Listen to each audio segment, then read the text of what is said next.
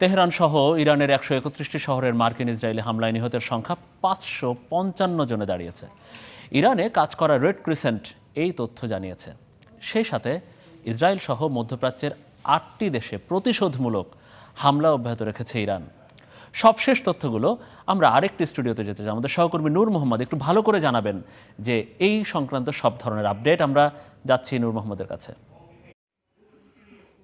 ধন্যবাদ মনির। আপনি জানেন যে ইরানের যে হামলা যুক্তরাষ্ট্র এবং ইসরায়েল হামলা চালিয়েছে, এরপর মূলত যুদ্ধটি এরই মধ্যে কিন্তু লেবানন পর্যন্ত ছড়িয়ে গেছে। আমরা এখন জানবো যে আসলে ইরান এই হামলার জবাবে কোন কোন ঘাঁটিগুলোকে টার্গেট করেছে এবং পরিস্থিতিটি আসলে কি।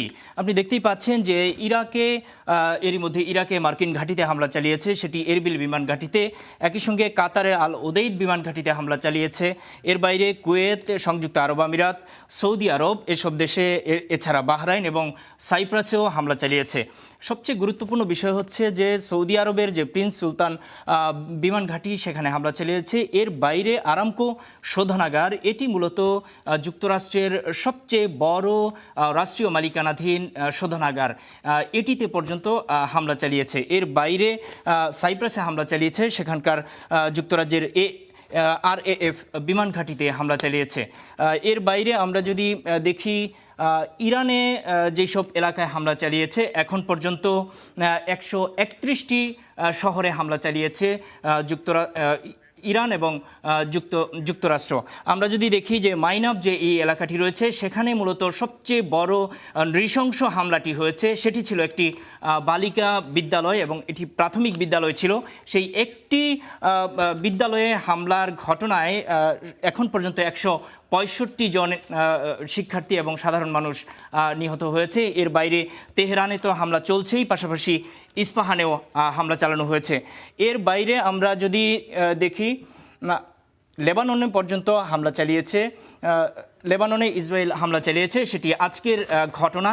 সেটি দ্বিতীয় দিনে এসে যখন এই ইরানে হামলার জবাবে, অর্থাৎ খামেনিকে হত্যার প্রতিবাদে যখন হামলা চালিয়েছে লেবাননের হিজবুল্লাহ সশস্ত্র এই গোষ্ঠীটি, তখন কিন্তু পাল্টা বিমান হামলা চালাচ্ছে এবং এত মারাত্মক হামলা চালাচ্ছে যেখানে বৈরুত এবং উত্তরাঞ্চল মিলে এখন পর্যন্ত ৩১ জন নিহত হয়েছে, এই খবর সবশেষ পাওয়া যাচ্ছে।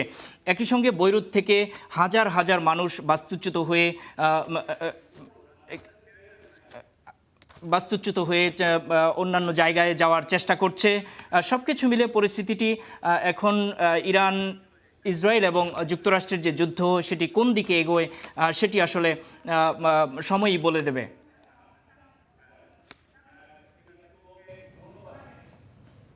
অনেক অনেক ধন্যবাদ নূর আপনাকে। নূর মোহাম্মদ দর্শক জানাচ্ছিলেন যে এই ঘটনা নিয়ে বিস্তারিত সবিশেষ